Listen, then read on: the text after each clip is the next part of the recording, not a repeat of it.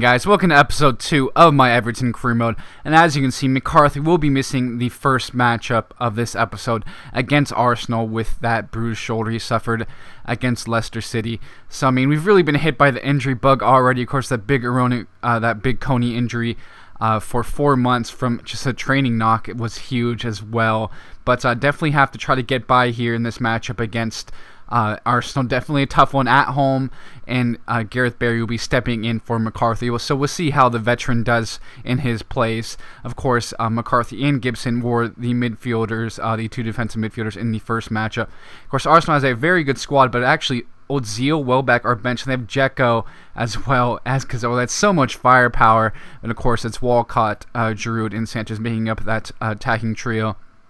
We'll see a good ball from Distin here to Lukaku to spark an attack. Lukaku is going to run at the defense. He's going to play a beautiful ball over top to Aaron Lennon. Unfortunately, he just mishits that.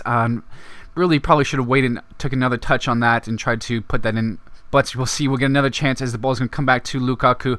Cut back on his left foot. Play the ball to Darren Gibson, to Barkley, to Morales, who has a great shot at goal and is going to miss wide there.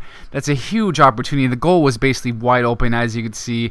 I mean, that Szczesny was not covering that first post at all. Could not take advantage of it, unfortunately. We'll see. Walcott is going to run back at the defense, play the ball here to Wilshere. Of course, getting the ball up high. Giroud playing to Debussy. Morales is going to get to that, but unfortunately, he's going to take down Giroud in the box there. I mean, we are forced to defend really deep, unfortunately, and it really cost us as Morales tried to win the ball back. Of course, they were really pushing numbers, and that's what forced so many of our guys to have to track back, and will cause a penalty. Definitely a penalty from Morales. Unfortunately, just ran right into him, tumbled him over. We'll see. Alexis Sanchez is going to step up and take this penalty, and it's going to be saved by Tim Howard, but it's going to fall right back to Alexis Sanchez, who just has an easy tap in right there. I actually have not seen one of those ever actually in FIFA, but we see it here, unfortunately, and it's going to bring us down to a deficit quite early in the matchup. We'll see later in the first half, pushing the ball out wide. Sanchez, he's going to just do a crazy cross, distant with a very poor clearance. Should have just put that out. Ball's going to be flicked on from Giroud to Flamini, and he's going to finish that. And again, just poor clearance, a flick on header right into the path of Flamini. I mean, that is just so hard to defend these types of situations, but we'll have to try to push forward. We bring Naismith on as we took off Darren Gibson, going to a diamond formation. London's going to play the ball here, trying to cut down the wing, and he's going to get taken down, but looks like, he's just a really small player, so he's just going to go down in those situations like that. Might have been a penalty shot, but what a ball here from Leighton Baines to Aaron Lennon. Really was exploiting that wing. He's going to send the ball in here to Naismith, and what a save by Szczesny. That's just tremendous stuff. The way that... just a crazy save. We'll see. You get another chance right here, Morales, and another big save by Szczesny. I mean, he was just in superhuman mode right here in this matchup. We'll see. Ball played from Barkley to Lukaku, who's going to cut back. He's going to have a shot. Just cannot finish. Should have been on his right foot probably. Try to finesse that into that corner. We'll see. Get another chance here from Baines on this corner kick, and Szczesny again was just so on top of his game. With the way he came out. But unfortunately, you'll see Lukaku down, and again, another injury. At the hope that it's nothing serious. As we do go down in this matchup, I mean, we had a lot of chances with Lennon and the likes of Morales, as well as Lukaku.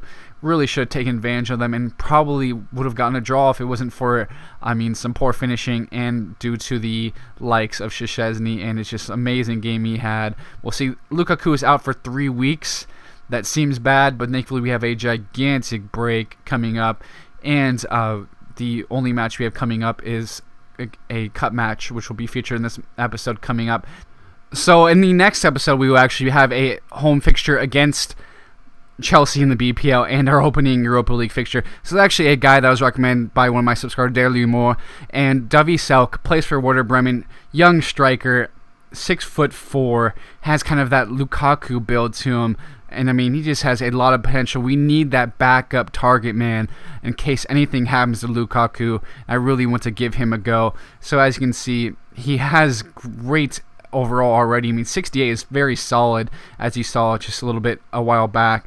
But we I was debating trying to put in a player in maybe Oviedo, but that really wouldn't have made much of a difference. So I decided just to go and offer 5 million euros for W Selk.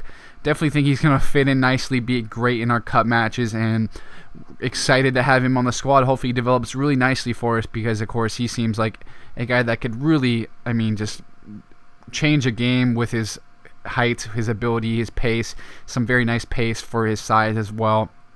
So definitely am excited to have the opportunity to bring him aboard. As you can see, the contract offer was accepted for him. So 5 million euros, definitely not bad at all. And he will definitely be featuring right away, actually, in our next fixture against Colchester United in the Capital One Cup.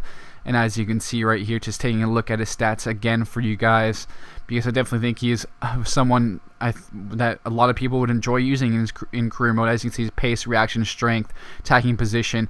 Still needs some work on his finishing, some of his technical stats, but of course that will go up with time. And has some decent work rates. Would like a little bit more attacking, considering he's probably a guy that needs to be playing. He would be up top by himself, so the medium isn't always the greatest, but we'll take that. Hopefully he can, show well in his first matchup for us against Colchester United. Definitely need to win this fixture. We put out basically entirely just a backup squad, basically, because I don't want to get anybody hurt. So you see the likes of Basic getting a go, McGeady, Naismith, Selk, Garbage, John Stones and Brownie excited to play in the middle. Hibbert is getting a game at right back in Robles. We'll see Osmond doing a nice job here, just really some very tight, close control, playing the ball here to Selk, who does a nice job, has some nice little control, very quick, gets by his defender, and he's going to try to cut back, put in a cross or something, but he's going to go down. Look at this. What is it, 17 minutes or something into his debut? He's gone down with injury. He's gone down with a knock. That's just ridiculous how hard we've been hit by these injuries. We'll see Naismith does a great job. His work rate is tremendous. One thing I've always loved about Naismith, works hard, comes down the wing. He's going to play the ball back here to Osman, and he's going to hit the ball right at the keeper. Unfortunately, again, the keepers have been tremendous in these games I've been playing. We'll see Garvey is going to get himself position for his throw and turn back around, put the cross in. Naismith is going to head that right at the keeper. Naismith has been in all the positions to score and create those scoring opportunities as well, create those chances. We'll see some good stuff here. Selk is going to find Pinar right here. He's going to put the ball back on his right foot, cross the ball back into Naismith, and he's going to hit that wide. Has to get that one on target. He's wide open header, but cannot do anything with that. Unfortunately, we'll see Pinar is going to run at the defense now, and we'll see actually the ball played over top to McGeady. It's a good job bringing that down. He's actually going to cut back in. Nice little footwork. Look at that ability, that ball control. He's going to hit that right at the keeper again, unfortunately.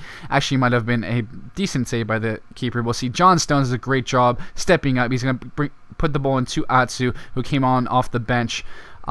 Of course, on for Selk because of his injury. We'll see a good ball played in from Garbett to Naismith, back to Atsu, and he's going to finish in his debut, get that big goal for us. Of course, we should have won this game like 3-0 or something like that, but we'll have to take this result either way. It's good for some of the reserves to get their confidence up, and we'll take it. I was thinking maybe I should play some starters, but I just can't take that risk right now. We'll see. Selk is going to be out for 5 days. It's not that bad at all, but we'll see how it all fares in the upcoming episode, as we do have big matches against Chelsea and Lille in the Europa League. So with that, guys, I'll be rounding out the episode now, and I'll catch you guys later.